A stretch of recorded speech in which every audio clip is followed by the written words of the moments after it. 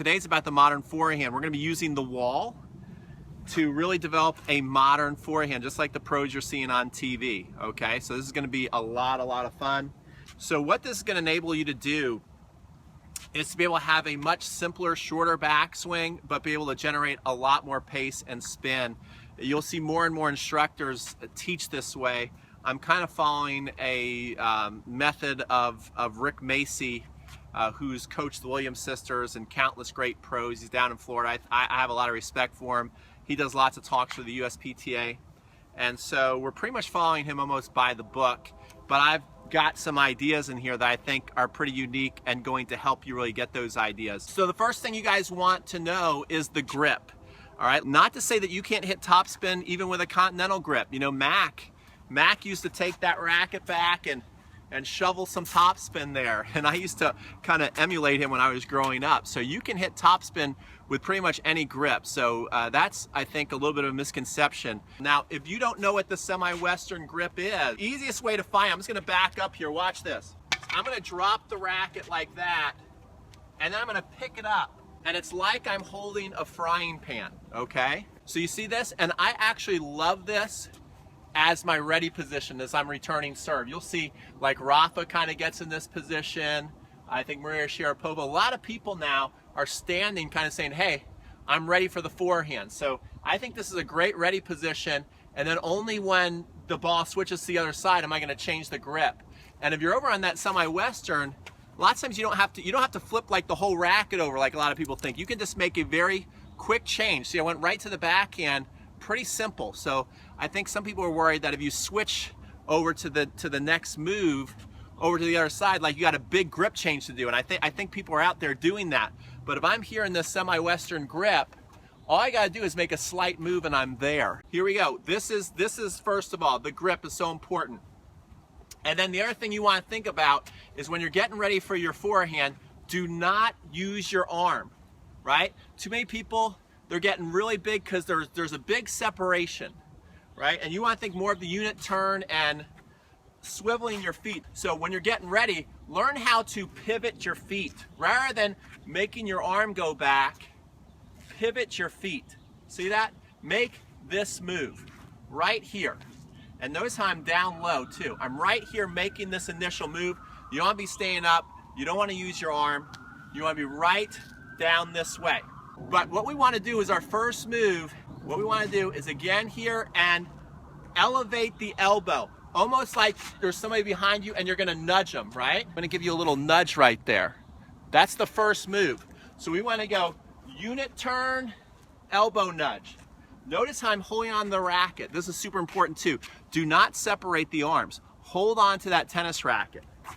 So we're here, and unit turn, elbow nudge. Unit turn, elbow nudge. Notice how the frame is still kind of forward, okay? And this is kind of gonna help us really build momentum and whip into the shot. So you can go here, right here. Another thing you can do, I like this option too. You can go mirror, mirror to where you're looking at yourself in a mirror. Either one is fine. So you can go elbow nudge and kind of have the tip of the racket this way. That's going to really get us into our flip, which we're going to talk about in a second. But this way sometimes is a little cleaner and easier for people. I'm fine either way, but the elbow tends to drop more naturally that way. So you still want an elevated elbow, but holding on to that racket. Very important. Why am I holding on the racket? Because it's loading my core. I'm holding on the racket because it's loading my core, ready to go. So this is your first move, and you want to practice this like a gunslinger. You want to get this over and over again so it never changes. So it's the same every single time. Just doing that over and over again, and it's very important for those strings to be facing the ground. If the strings start to face even when you bring the racket back, when you go to swing, you're not going to get any topspin and the ball is going to be flying out. All right, so make sure you do that. All right, now, this is something really cool. You can come out here, you have your basket of balls. So get a basket of balls, that's step one. Have it to where the basket comes to about your waist. So now what I'm gonna do is I'm gonna come here. Rick Macci calls this the good dog move. I'm gonna come here, I'm gonna nudge that elbow up, and then I'm gonna bring my arm out straight and tap the basket. Good dog. You still want the wrist to be up a bit. You see how my wrist is flexed up here? You don't want this to drop, because now all of a sudden you're gonna lose power. So watch that move again. You get yourself a basket, you elevate up, and this is so you know where to move. You come out here to the side, and the wrist is still up. So you just want to practice and find this move over and over again. This is your first move. You're holding onto the racket, then when you separate, you come to the outside.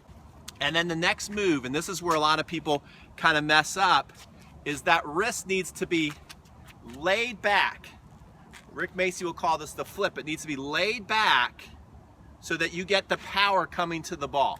All right, if your wrist is in here, then you're gonna be in trouble. And this is where a lot of people, I see a lot of people, I call this hiding the wrist. I see a lot of people do this on their forehand when they try this. They'll come here, then they'll cuff it in here, and then they'll go, and you're not gonna get that top spin and power. What you wanna think about, because I got a book here, is when you're going, you need your hand, when you're coming to the ball, to be in this position. This is the laid back wrist position here, okay? The laid back wrist position, so that when you come, you're coming with power, right? I've got power coming here. If my hand was coming at the ball like this, you see, this doesn't have much power to it. This is where I can really push and add power to the tennis ball. So very, very important that you're getting this move here. Coming here, here. Now what I want you to do, once you get that going, watch this. Just practice this little, it's important to practice shallow strokes. You're coming here and then lay it back and bring it forward. See that? Here, down, forward. Here, down. And you make it like a nice little, almost like you're doing some type of yoga, right? We want it to flow. We don't want it to be rigid where it's here, here, here. That's not realistic. You want to kind of be moving in a nice little relaxed circle. See that? You see the racket flowing in a nice movement. Notice how the hips are also making that motion forward. So I'm back here, down, flowing. Once you feel you've got that going pretty good, watch what you're gonna do next. Next move, you're gonna come here, in your U-turn, you're gonna come here, and then you're gonna do this whoosh and hit. And the way you're gonna do it, to give yourself time, is you're gonna throw the ball against the fence underhand. I'm coming right here, and go. So this is allowing me to practice that move. I definitely recommend doing this first, then getting here, then throwing against the fence, and go. So now this is making you be able to find the same spot every time, keeping the swing consistent and getting a nice stroke, okay? Also, we want to be very relaxed, and notice how my follow through is kind of coming this way. The strings are actually facing out that way when I'm done. I'll do a couple more. So I'm here, I'm gonna throw it against the fence, wish back, and go. Look at that follow through. So now we're starting to really get that motion. If you're having trouble with feeling the top spin, there's something you can do to start to feel that. Let me show you just this cool little tool here I have called the Top Spin Pro. And so I'm coming here. You can use all the tools together. Now I can bring my basket out here. So I can come here, elevate the elbow, come here, and then relax and brush. You see that ball spin? Here, out here, and brush. So I've got a nice short backswing, and I'm getting ready to accelerate to the ball. So this is making my swing nice, short, and simple.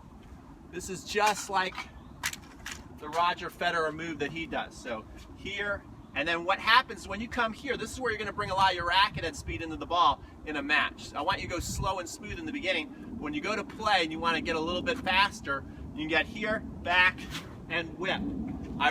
Once I get into this and come here, this is when I'm gonna really torque my hips into the ball and add the power. So it looks like this. Here, here, go. Go, right? There's your swing. Now we got the spin, but what if you don't have one of these, which most of you probably don't? So now what I could do is I can come here to the wall and I could just practice doing this. I make sure I got my semi-western grip and I'm just doing this up and down against the wall. This is giving me the feeling you want to come below the ball, up through the ball. below, up, through. That's what's going to give you the top spin. So I can just do this, and then every once in a while, I can flick it. And if I can make that ball kind of aggressively spin off the wall and go backwards, there's a good chance I just add a lot of top spin to the ball. You should also see the ball spinning as it's going back. So watch this. I'm here, doing this, getting the feel, whoosh. All right, so now that's how you're really getting. Now you got all the pieces together, and you've done. So now you're getting several baskets of this in. Now what you're gonna do is you're gonna go hit on the wall with this ball, right? Absolutely not. You're not gonna do that. Promise me you're not gonna use one of these balls. Promise me you're going to use one of these balls so that everything's slow and you can work on your technique. Too many people come out on the wall and they're just bashing, banging, bashing, banging. No consistency, right? And their stroke actually falls apart. This is gonna slow it down. In fact, I recommend you let that ball bounce a couple of times. So now what we wanna do is get our same thing we've been working on, the elevated elbow. Come in here, go in there, trying to get into a little bit of a rally. And now doing that motion. Doing that motion. Doing that motion. Boom. Boom.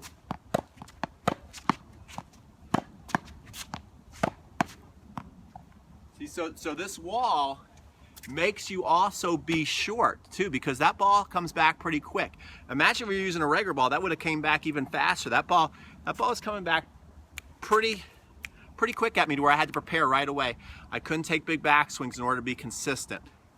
All right, so there you go, guys. There is step by step on how to use the wall